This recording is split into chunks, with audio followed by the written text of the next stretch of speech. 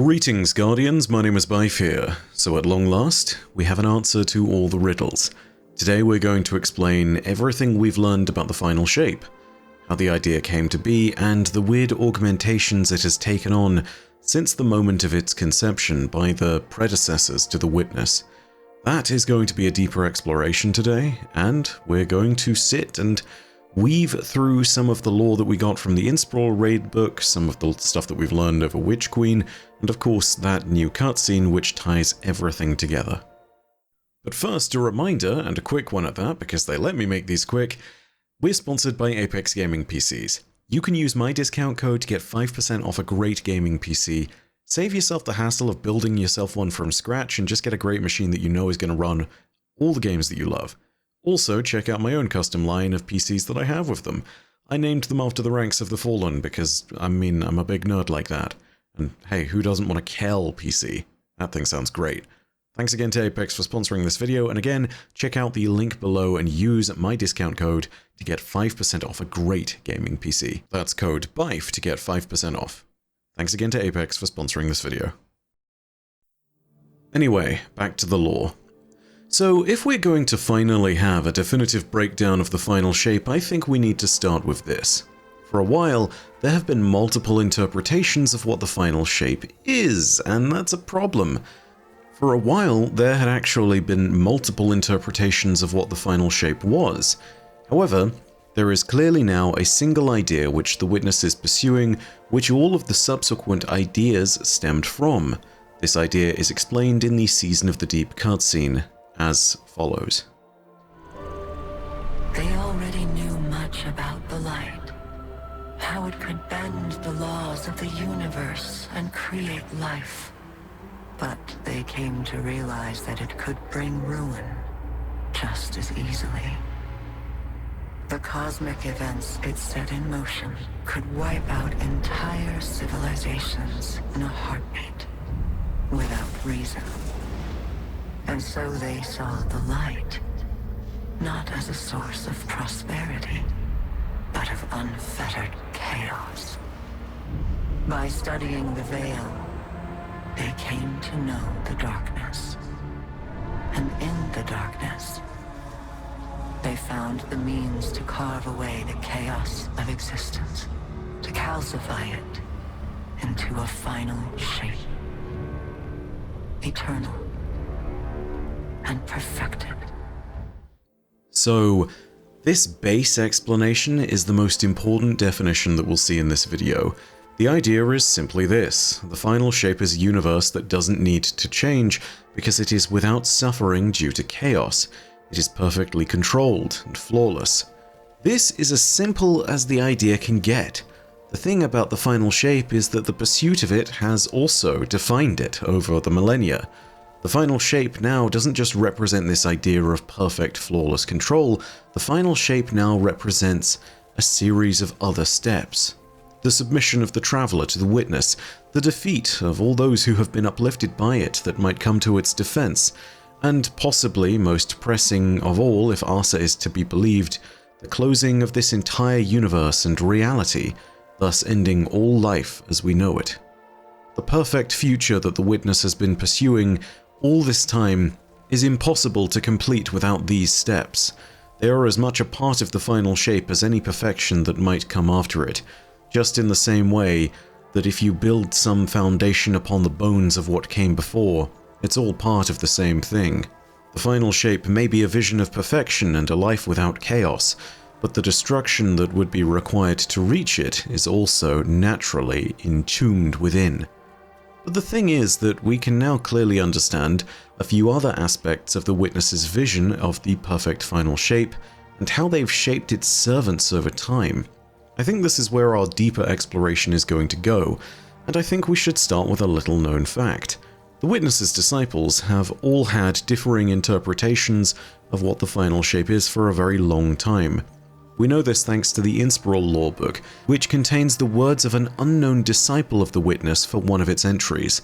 That entry, known as the Cave, which, as I've talked about before, is probably a reference to Plato's philosophical idea of the cave, reads as follows.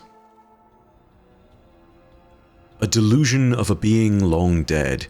An idea of living only to serve, only for one purpose.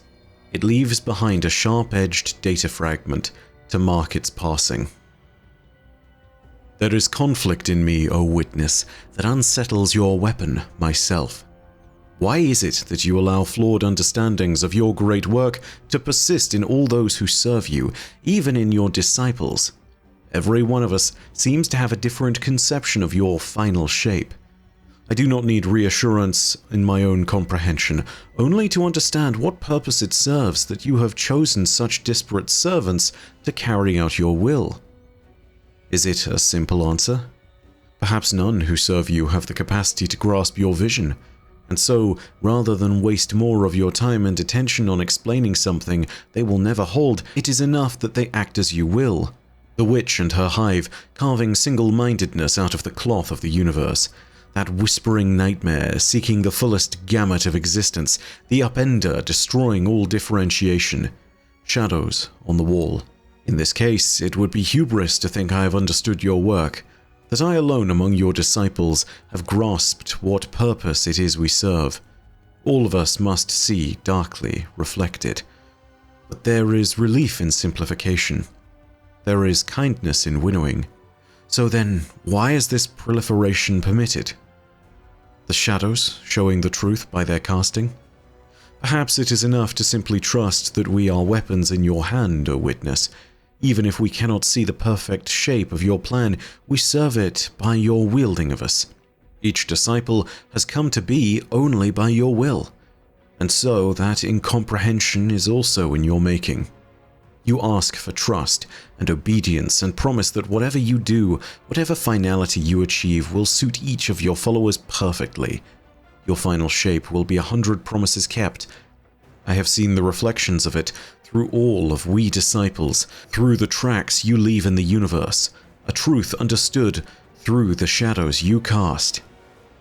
There, I have resolved the conflict within my thoughts, and I am at peace again.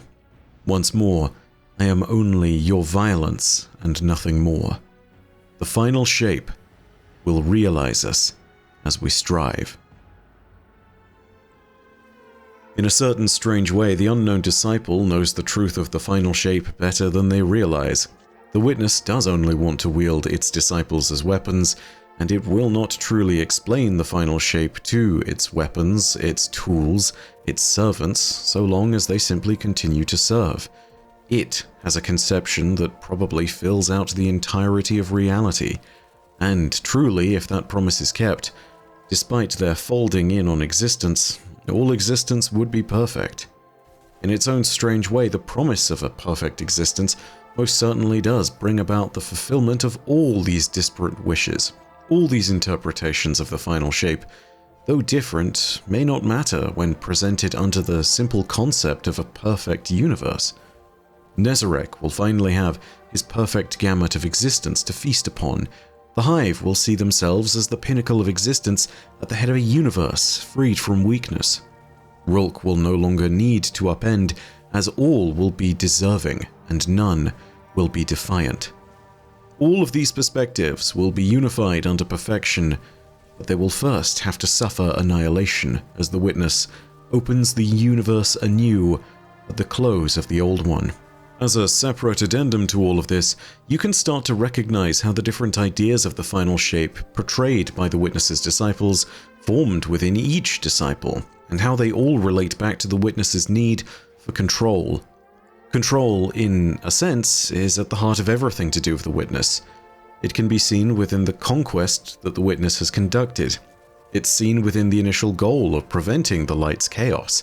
It's even seen in the reflection of the witness's servants and tools. Its servants are utterly loyal, and the tool of darkness that it has formed and given them, stasis, is an element based around control. I'll come back to that in a second. The Hive's conception of the final shape is of the final thing to exist at the end of the universe, a being of perfection, a state where nothing but the strongest thing exists, something which will exist by right of conquest alone. One can clearly see how this evolved from the witness's philosophy. As long as the Hive were under its thumb, The Hive would simply carry out war in the Witness's name and clear a path to the Traveler, crushing all those who rose in the light to stop them, crushing those that might bring more chaos to the universe and delay the arrival of the final shape. Meanwhile, Rulk's conception of the final shape is less about the state of being and more about wiping the slate clean for those faithful to the Witness. Rulk sees that the Witness's final abyss will wipe everything away and wishes to bring about such perfection because he believes in the insignificance of all life that does not serve that end. Rulk believes in domination for this cause, but not in the wanton carnage of it. He believes in it so that the way is clear for the Witness to achieve its end, so that it has unfettered control. This is the greater purpose that supersedes all others in Rulk's eyes. Though only the Witness truly knows the final shape, Rulk does not need to truly know it, only to bring it about, for that is the greatest purpose within the universe. As he would put it, they are not kings nor gods, but they are disciples, saviors serving existence. One can understand the reflection of the final shape within the core aspects of the Witness's power too. Take a look again at the idea of the Taken and the power of the element of stasis. Stasis is the element that the Witness gifted to us, but if you listen to Osiris and what he said about stasis most recently in the elemental notes of Lightfall, you can actually see something different. Stasis is the element of will and control. It slows, detains, and shatters. It was our first step into darkness and taught us the universe is not as black and white as it first seemed. Elsie Bray and Eris Morn have slightly different interpretations of how one masters this element. Fitting, as stasis thrives on individual will, but merging their thoughts gives me this. Control over the self can foster control over others, but without power over the self, destruction runs wild. When we wield stasis, we must exercise the ultimate authority over both self and others. As Osiris stated, and as the Witness might agree, stasis is the element of control. Stasis is a reflection of the Witness's desire to impose control over the chaos of the universe. The Taken directly obey the Witness's commands without hesitation. They are a reflection of its order and its need for control. Thus, perhaps they are the closest thing to the final shape at this moment. They have been shaped by the Witness, and thus are reality as it would desire reality to be. The final shape is many things, but most terrifying of all is simply the idea that the final shape at its most basic concept is simply a path to perfection. And when you put it like that, the scary thing is that something like that is enticing. I mean, after all, how can perfection be wrong?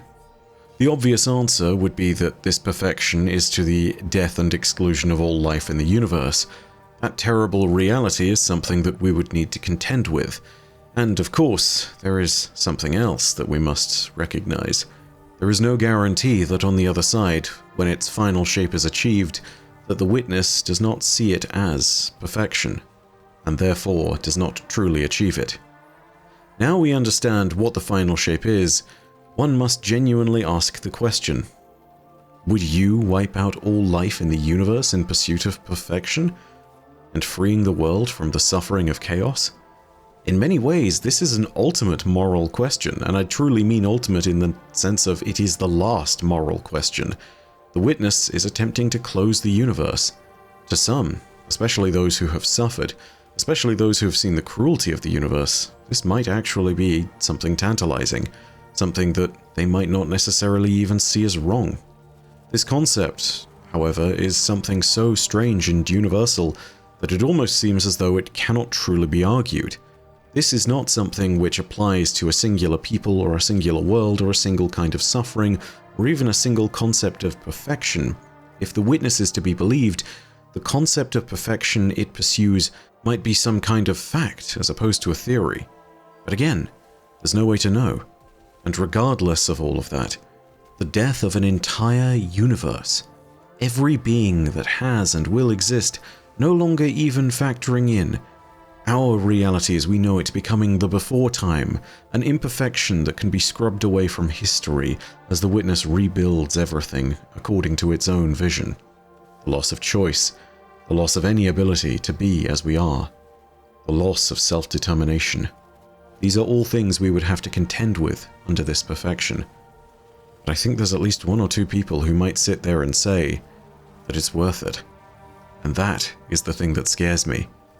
All the disciples of the Witness may not truly understand what the final shape is, but if they believe that things will be perfect, and if they understand that the Witness is rebuilding control over reality, maybe they don't need to question it anymore. Maybe this is how it swayed them. Maybe this simple idea, the presentation of perfection, however they might perceive it, is how the Witness won its disciples. Anyway, it's all a very big philosophical discussion, so if you have any thoughts of your own, go ahead and leave them down below in the comments section. I think I'm personally still on the side of, yeah, let's not wipe out the universe for one person's idea of control. Well, maybe not one person, but you get my drift. Let me know what you think. The final shape now presents us with an idea, a tantalizing and all-consuming one, and I want to know what everyone thinks of it. Of course, if you want more Destiny lore content, go ahead and hit subscribe and the bell next to subscribe to turn on those email notifications. And of course, if you enjoyed the video, the like button is right there. But as per usual, know that your viewership, as always, is quite enough for me. And that in the meantime, my name is Byf. Perodacia ad Astra. I'll see you, Starside.